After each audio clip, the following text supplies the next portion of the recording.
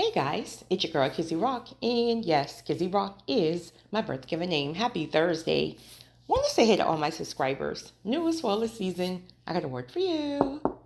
Tap in. Happy Thursday morning, guys, depending on where you are. It's only 9 o'clock on the East Coast. So guys, I want to jump on really quickly. I want to speak in regards to how the healed, and I stress healed, whole, chosen one defeats the narc, the strategy behind it. Now, I stress healed because when you're healed, right, you put the work in. You know who you are. You're not looking for validation or approval from anyone when you're healed. If you're unhealed, respectfully, right, you just haven't went through a transformation season yet, or maybe you're just coming out of a broken situation, or just whatever, right? You got some trauma. So then you have some seeds of maybe rejection or abandonment or other seeds that are unhealthy. And then you seek validation, you seek approval, right? Maybe your confidence and your self-esteem is shifty. So you're going to struggle immensely with the narc because the narc love bombs you. They tell you everything you want to hear. They don't mean it, but they're telling you everything you want to hear. Right? And this is why they seek out the chosen ones, because many chosen people have not put the work in. A lot of chosen people have dealt with a lot of trauma in their lives, especially childhood, early adulthood, things like that. So many chosen people are scarred.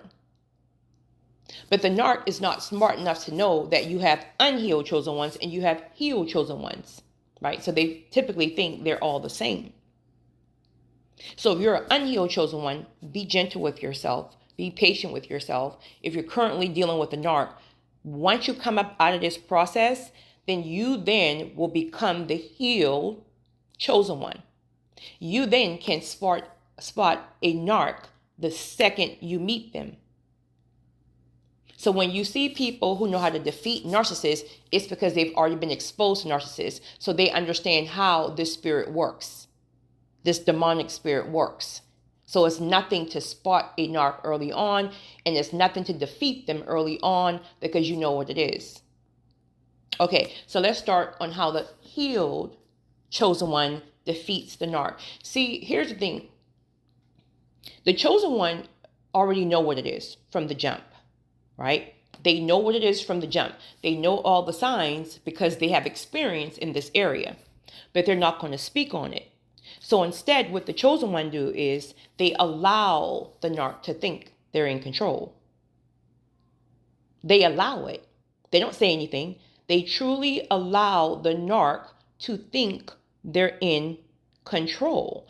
The chosen one allow the narc to think that you are believing their manipulation and their tactics is working.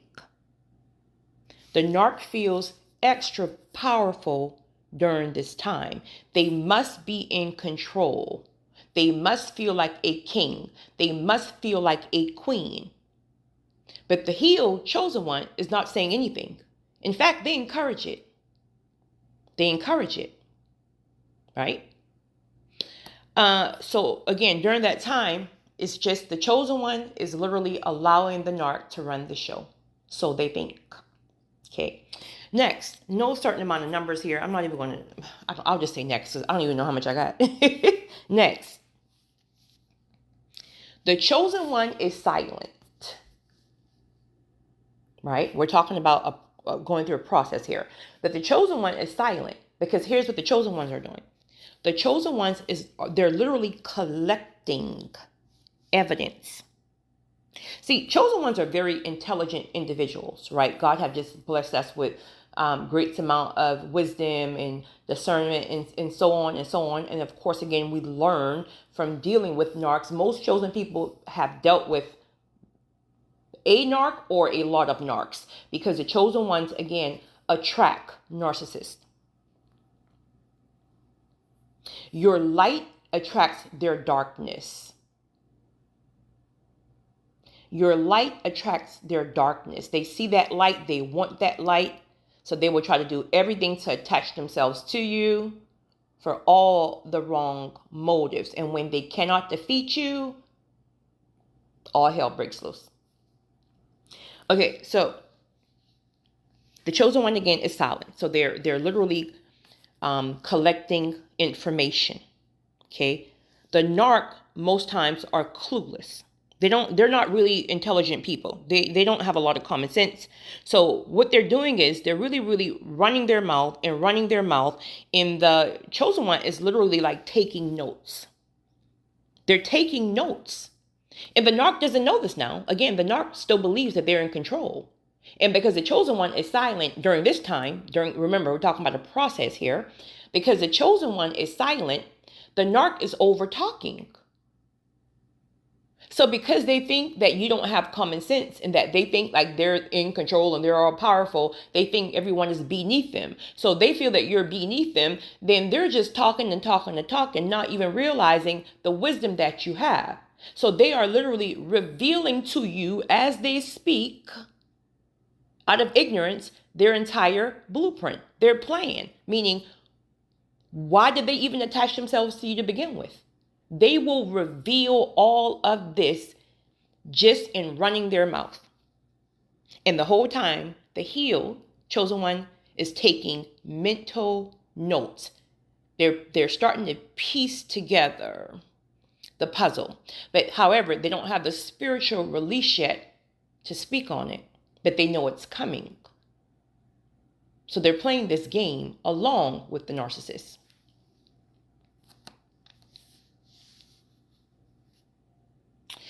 Next, the chosen ones don't, well, we said they're silent, but also what they're doing is you're sitting back observing everything. Every lie that the narc is told, because the narc is so far gone in their game, they don't even remember they lie so much, they don't even remember the lies that they told. So they tell you one thing, and then the next week they're saying something completely different. And you're just like, you're thinking to yourself, you're not revealing this yet, but you're thinking to yourself, this clown don't even realize that they said this 2 weeks ago, and now they're saying this week. So you're not saying anything, you're observing. You're observing their body language. So when you ask a general question, now you know the question that you're asking is going to trap them off, but you're just asking it as if you just need some type of answer for whatever reason. And you realize their body language is completely thrown off, right? So all this time you're observing and you're thinking to yourself, this person is a liar and they don't even know that I see right through them, but I'm going to sit right here. I'm going to sit right here because I'm collecting all data. See, the chosen ones are spiritually insulated. We're chosen. There's purpose for our lives. So God is not going to allow, right, a narc to do but so much damage. Now, don't get it twisted. If you're an unhealed empath, the narcs, listen, some people don't recover. Some people just don't recover because they don't know how to really heal from it. They refuse to go into an intentional healing season, or if God has snatched the rug and they're in the healing season, they fight against it, right? Because healing hurts. It hurts to sit in your trauma because you have to sit and you have to address the trauma. But no matter how much damage they do, a chosen one is spiritually insulated because God literally have his hands on you for a specific person, for a specific purpose and person, but for a specific purpose. So this is why they can't take you out. They screw your mind, but they can't take you out.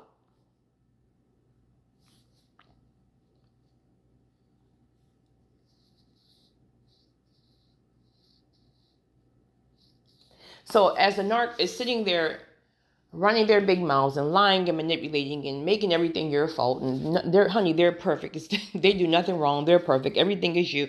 The chosen one is literally insulated and everything is pinging off of you as a healed empath. You already see it for what it is. You know, these people don't have common sense.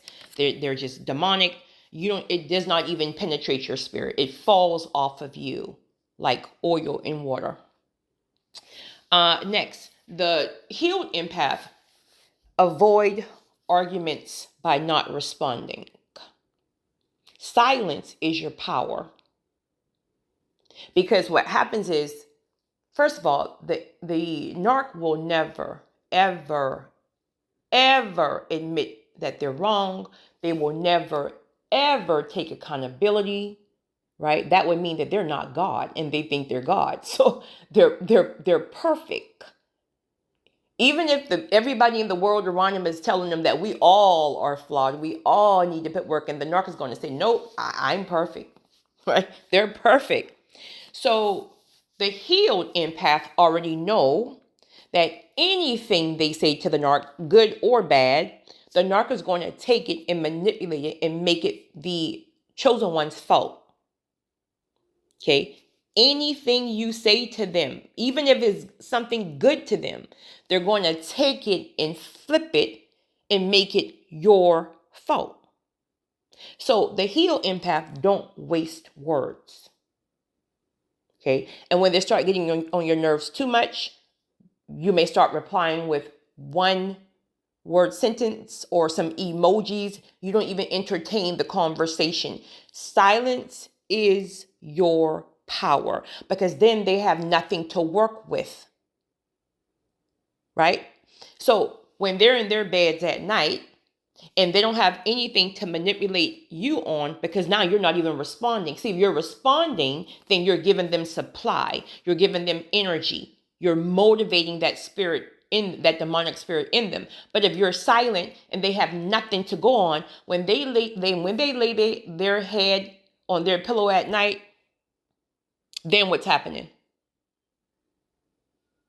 What's happening?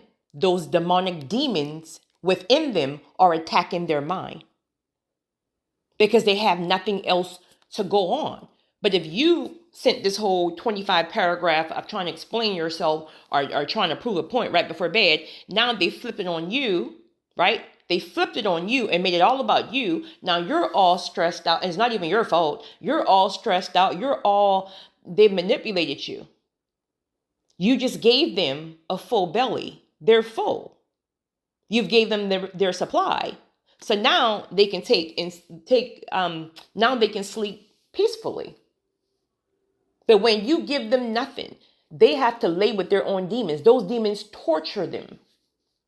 Why do you think they freak out and they flip out when you don't respond? Those demons are torturing them. So they need a supply, which is to manipulate and hurt you. Silence is your power. Okay. Lastly, as the healed chosen ones, how do you defeat these demonic narc? You start to process. And see, here's the thing, what happens. You're throughout the process, you're processing. So it's not like you just wake up one day all of a sudden and say, I'm cutting this narc off cold turkey, done with it. Along the way, the offenses have built up, right? You've already seen their ways all along. You just didn't say anything. The lie after lie, manipulation, like it was building. You just didn't say anything. Because you know it was a plan all along to build an exit strategy. You just didn't have, you just didn't know the day or the time, but you know it was coming. So you already processed all of that throughout. But the narc, because they're control freaks, they need, not want, they need to know that they broke you. But instead, you broke them because you ghost them without warning. So you flip the game. The whole game, right?